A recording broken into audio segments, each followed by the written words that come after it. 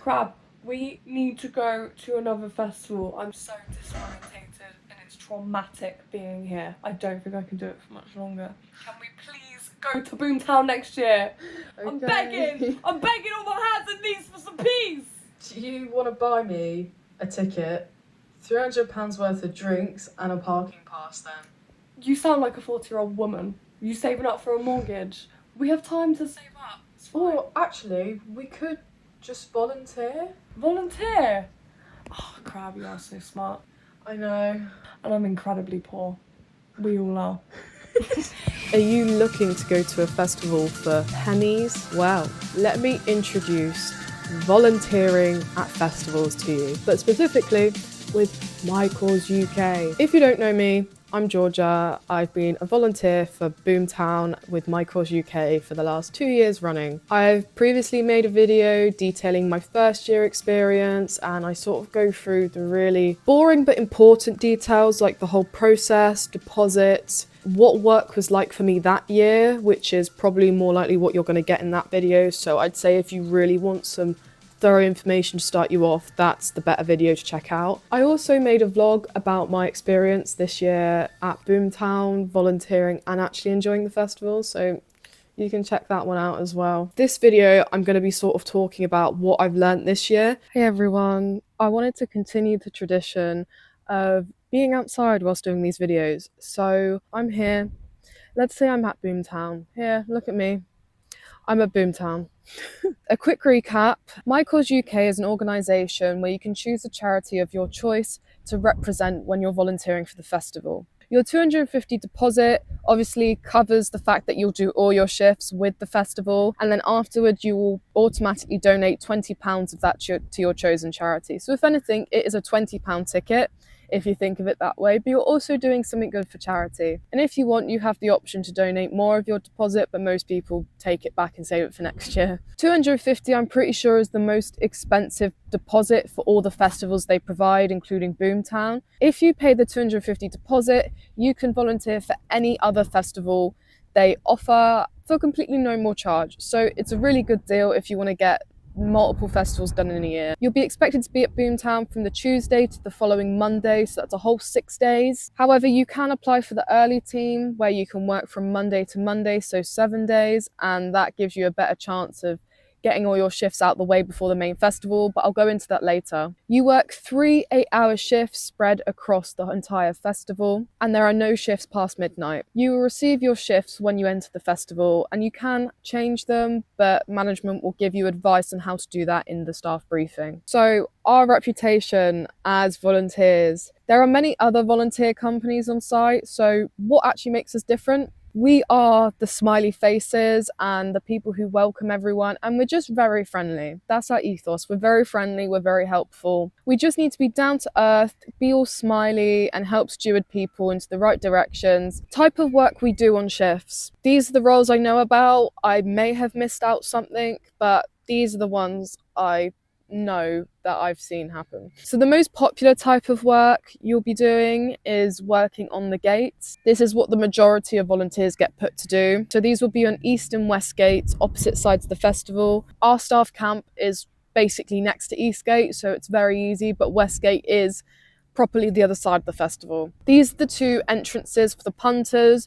Eastgate is car parking and Westgate is drop-offs and coaches and shuttle buses. For a more detailed explanation video on gate teams, you can find this on my first video I made because I worked in gates last year but not this year. But in a nutshell, on gates, you scan wristbands, steward people onto security, answer questions, and you're working in a big team, so everything's very organised and easy on those stations. And these are quite fun stations because they keep you busy and you kind of have a script, so you have to talk to people and people may talk to you or you can start conversation because 8 hours is a long time to not say anything. So I promise you, if you're nervous, you will end up settling in eventually. We also have smaller gate teams. I've never been on this role before, so I can only advise with what I've seen. But on Red Gate, which is the staff entry, and possibly a few other gates over the festival, there may be 2 to 4 team members from MyCause UK working on them, which is basically just answering questions, scanning people's wristbands in and out. Eco bonds. You can also be put to work on eco bonds, I'm pretty sure. Again, I haven't actually spoken to anyone who's done it, and I haven't done it myself. These will probably be 1 or 2 stations over the festival. I'm not sure how many people will work there, but Eco Bond is the thing that more festivals are starting to do now. And I think it essentially means punters have to fill up a bag of rubbish from their camp and take it back to get their £20 deposit back. Because when they get the ticket, they automatically get a £20 eco bond added on, which you have to take your rubbish back at the end to get that £20 back. So you'll obviously be managing this if you're put in this station. If you do get this role, management will help you out if you're a bit unsure of what to do. Coach station. So I worked coach station this year down from Westgate at Boomtown, and we were in a big group of like 7 to 8. And it was an even bigger group on the Monday where everyone was leaving at once. But it was quite a fun station, especially working with your friends. It was basically just us. We basically had to help people answer questions, help them up the hill. Sometimes we'd help people carry their stuff, but obviously we don't want to do it too much or else everyone will be coming and asking us and we'll be absolutely knackered by the end of the day. We basically need to just keep moving people on and making sure they're not sitting down and blocking the pathway, helping people who forget their stuff where they actually get off the coaches, putting them to one side and saving them if they come back. There are lots of frequently asked questions on all stations, so when you get into the flow of it, you will learn these over time. Like at the coach station, there was a shuttle bus for artists and possibly crew. We didn't know this at first, we were not told this, but you do get advised over time by the people who do know. So we were basically directing people to these shuttle buses, we were directing people to the Skylark and Camp Orchids shuttle bus, we were directing people to the accessibility entrance, and there was actually 1 or 2 medicals over the time we worked on coach station, which was a bit scary, but you will always have a supervisor who will know what they're doing. Don't worry, there's not going to be a lot of pressure on you. Response team. Response team is a bit of a weird one, but you're basically the backup team. So you will be asked to meet at the MyCause hub, literally just at the top of our camp. So easy, like you can probably go 5 minutes before your shift starts. And you will either be here for 8 hours, or if you're needed elsewhere, you will be transported by someone to a gate or a coach station or somewhere that you're possibly needed. Bring a pack of cards, bring a book, because this station can get quite boring. Camp gate guard. Outside of the MyCause camp, there is usually someone sitting on a chair, making sure everyone who's walking has a wristband on for the camp. I'm pretty sure this is something you get assigned, but I've only ever seen one person actually working it, or sometimes there may be someone who comes and joins them, but I don't know if they're actually on shift.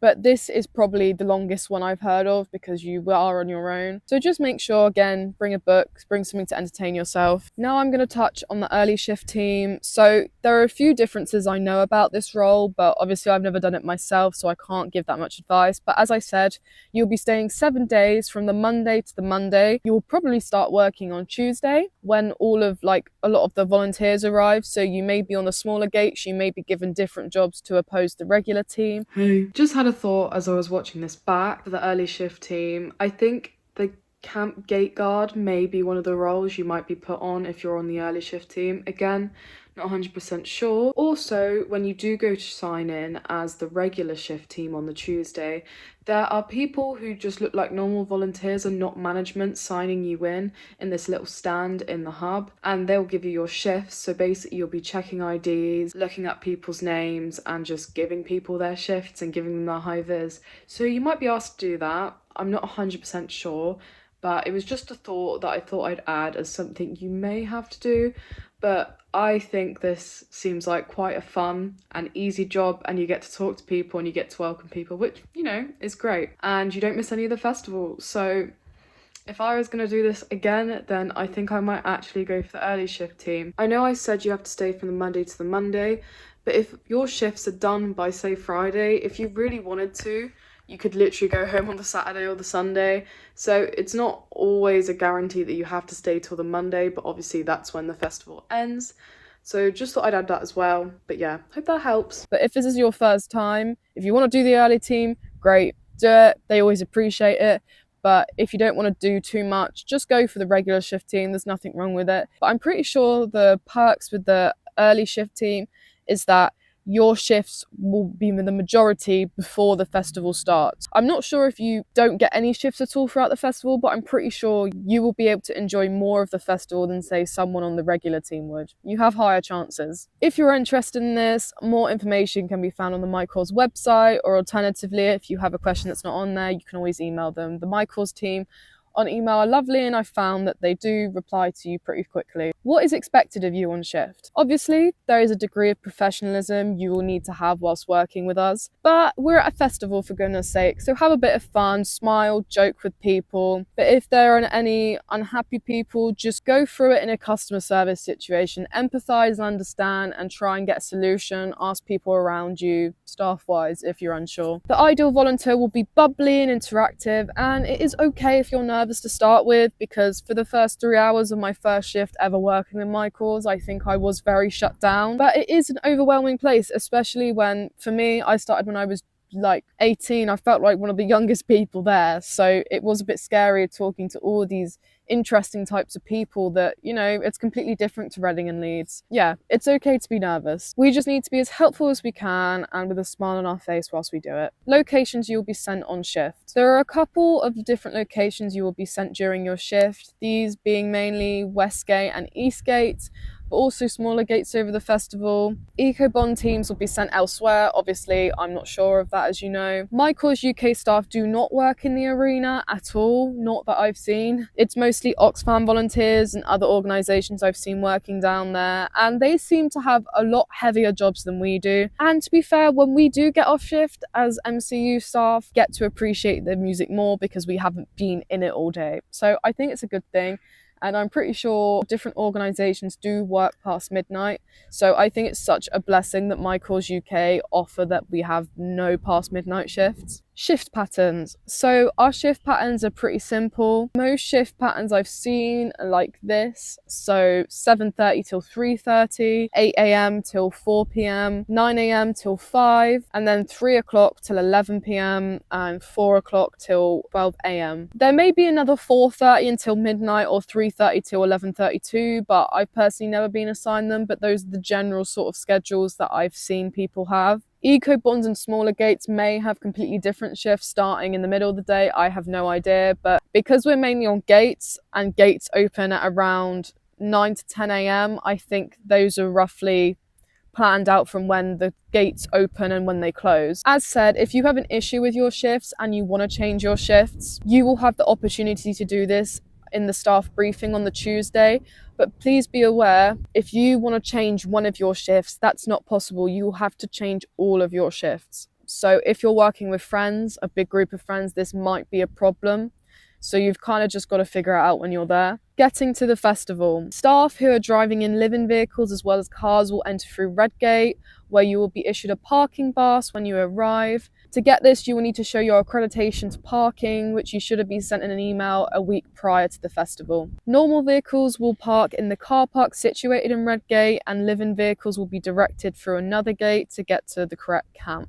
However, I am not sure with how security works with live-in vehicles. Never had to do it before. People who are getting coaches, shuttle buses from Winchester Station, or drop-offs from normal vehicles will have to go through Westgate. Unfortunately, you also have a very, very long walk to the other side of the festival from Westgate, but I am 90% sure there is a shuttle from Westgate coach station to the Redgate, which is the staff entrance, and that will save you a lot of blood, sweat and tears. So definitely ask when you get off your bus, your drop off or whatever at Westgate, whereabouts the shuttle is for staff. Accreditation process. I think I've been through this in my first video, but I can't exactly remember, so I'm just going to do a little recap because it's more fresh in my head than the video I made at the start of the year. It is a simple process. When you apply, you must make sure your whole profile is filled out. If you're applying with friends, make sure all of their details are in there. If you're driving, make sure your reg plate is put in there, or else you may face future problems. A week or so before the festival, you will receive an email from our crew where you will be asked to do a general health and safety induction. This induction is generalised for all staff attending the festival, so don't worry, a lot of stuff is not relevant to us, but we still need to be aware of it. Once completing your accreditation, you will be given access to your wristband code. With this code, on the Boomtown app, you can add money to your wristband. If you've never been to Boomtown, it is a cashless and cardless festival, so beforehand, please top up your wristband this way, because it can be quite a pain doing it when you're actually at the festival. This wristband was how you will pay for everything inside the festivals. If vendors bring their card machines, they get them confiscated, so there's literally no way of paying with card. There are many top-up points in the arena, but if you've got stuff to do, this can be really annoying to do, and sometimes the Wi-Fi isn't great, so it doesn't always work. Personally, if you're wondering how much to put on your wristband, I spent around £250 this year on food and drinks, but I did bring 3 litres of wine with me. Also, when you have completed the induction, you will be emailed your accreditation. This will get you into the car park if you're driving, and will get you into the actual festival. So if you're driving and needing to get into the festival, you should have 2 separate accreditation tickets. As said in my previous video, staff security in Red Gate is a lot harsher than Main Gate. I say this because it's a smaller gate and you come into closer contact with a sniffer dog. I know someone who had literal traces of drugs on something in their bag and got pulled for it basically. He declared it and he got off all right, but if you are caught with stuff like this, and even if it is a little bag that you've left from a previous rave, you will get sent home, so don't risk it. Please don't risk it. And if you're caught with big amounts that can be classed as to distribute, you will have police action getting involved. Again, my advice is just don't risk it. It's a great festival, and I know it amplifies the experience a lot for some people, but I just don't think it's worth the risk. Even getting sent home and not getting a refund, I think that's hurtful enough than being fucking arrested on site. Getting it in isn't even the biggest risk. At the end of the day, you still need to do it safely, and there's just no real good way of doing that anymore. MyCause UK also have strict rules on sobriety on shift. If you're caught drinking or doing anything drug-wise on shift, obviously a good cigarette is allowed, but if you're caught doing anything of this on shift or before shift, your role with MyCause will be immediately terminated and you will be removed off site, and you will never ever be able to work with them again. So I just just don't risk it. Just sneak alcohol in instead. You just get it chucked in the bin, lose a bit of money, who cares? Staff camping. So I talked about this mainly in my first video, and I've made a reel since, so I'll play that momentarily, but it is so worth it. And we have a lot of bonus facilities and much easier around the site even when we're not on shift, so it's definitely a win. Here is the little video I made. What is it like camping with MyCause UK at Boomtown? Welcome to our camp where all of the volunteers stay, including myself. You can find it through looking for the MyCause UK flag, and you will be greeted by a member of our team who will check your MyCause wristband. Here we have the info hub where all of the managers are if you need to go and find them. In our communal area we have many chairs and tables along with a big staff map, which has all the main locations labelled on it. We have a free tea and coffee station with milk and oat milk alternatives next to the charging stations. Our campsite is a decent size with a fair bit of space left, meaning you don't have to camp on other people's tents. Just outside of our camp gate you can find the showers and toilets. Almost all toilets are compost based, but ours are usually clean, so don't worry. Everyone is mega friendly, and as soon as you arrive you will need to sign at the info desk and will be invited for a safety briefing. In the briefing they will tell you everything you need to know, and generally lasts around 45 minutes. There will be multiple briefings held throughout the Tuesday you arrive. Crew catering. Crew catering was slightly different this year in terms of layout and food options. I still have never brought my own cutlery, plates, bowls, because I'm just a bit lazy and I see the food vendors with colourful patterns. I'm like, oh, I'll just go there instead of the big white tent, which will probably give me healthier and cheaper food. But if you do forget plates and bowls and you do want to go in the white tent, I think they were selling them this year, but I'm not really sure about cutlery. The vendors we had in crew catering this year consisted of Greek food, which was, oh my god, it was so good. We went there multiple times. There was also a pizza stand, a coffee stand, and a smoothie stand, and a shop selling packeted snacks and like general camping bits. Also, if you're a smoker, I noticed that cigarettes and backy pouches were absolutely awful prices this year. It was at least £18 for straights and £26 for pouches, so just please come prepared. I think last year when we went, there was this burger stand which obviously did mainly burger meals, but also catered for breakfast. They'd switch it up, which was my favourite stand, but they weren't here this year, which was unfortunate. In festival shuttle buses, I wanted to just quickly touch on this because we were going to rely on this to get to Westgate, but we didn't see the bus at all this year, and we never got on it. It was here last year and we saw it. We never got on it. We didn't need to, but we were looking at all these crew shuttle bus times. It's this big fancy thing, I think. We just got told straight up on like the first evening before our first shift, just don't rely on it, just take the walk. And I'm glad we did because it was very confusing. Just make sure you have some good walking shoes. So overall, my experience this year was so much better than last year, and I think it's because I felt more comfortable. I wasn't as anxious. I was actually excited to go to the festival, and all of my mates were like, oh, you had a sick time last year, let us come with you and volunteer. So we had a little group going and it was really nice, and I think we're going to do the same next year. It's just such a cheap way to go to such a nice, happy place and just do good things. I just love it. Personally, crew catering this year, I feel like the options weren't as good. Like I said about this burger bus doing breakfast and dinner, whereas Greek, they had the same fixed menu pizza, not going to have that for breakfast. And I wasn't about to go out to the vendors like outside and queue for hours with the punters when I've got a shift to go to, because I can't lie, working at 7 a.m, not even the big crew catering tent was open. So what I did is I bought food the night before, like a pizza, and then just saved it till the morning and ate cold pizza for breakfast, because if I'm doing an 8-hour shift, I need a full meal. I can't lie, to get me through that. I can't just do that off of porridge because I just start feeling violently like weak. I do bring snacks on shift, but obviously I don't want to be lugging around a massive bag of stuff, especially if I'm going to Westgate. But yeah, nothing was open at that time, which just was really annoying. I really like the coach station though. It was a bit long at times, but any station's going to be long at times. So I feel like those are the main places I'm gonna get likely to put on. I feel like we were put on coach station this year because we were in a big group that was sort of perfect for it, whereas in Gates we'd all be split up. So I liked Gates for the socialization and sort of the flow of things and the vibes, but coach station I liked for the fact I was with my friends. I don't know, they still had good things to them. I definitely didn't speak to people as much. I think it was more chilled down coach station once the main flow of people had gone, whereas on Gates it's pretty hectic all day until the evening. I feel like situations that we had, a few things did go wrong and a few things I could criticize, but overall it's such a fast-paced environment. It is a festival, for goodness sake. There's so many things that can go wrong, and I feel like MyCause, although a few people weren't very happy with us, I feel like overall the team was really good and they praised us, and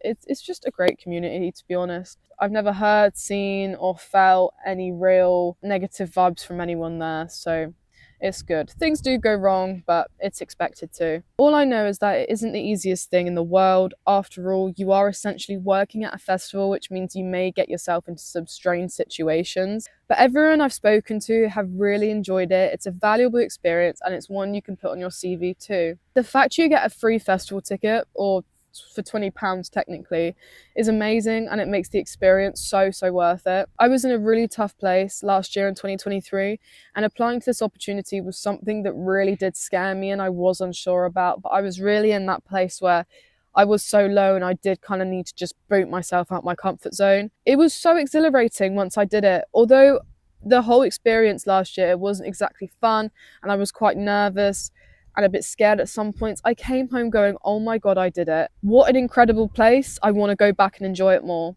And that's how we're here. And it really kickstarted something in me to get my confidence back, and I'm just really happy I did it. And just to think of how much money I've saved, it was so good. Anyways, thank you so much for watching and supporting my channel. Again, I may have missed out on a few certain points, but I definitely did explain them in my last video, so go and check that out. Again, if you want an authentic vlog experience, go and check out my volunteering Boomtown vlog, because that's a slapper. I really hope to see you next year at Boomtown, or maybe even another festival with MyCause. See you later.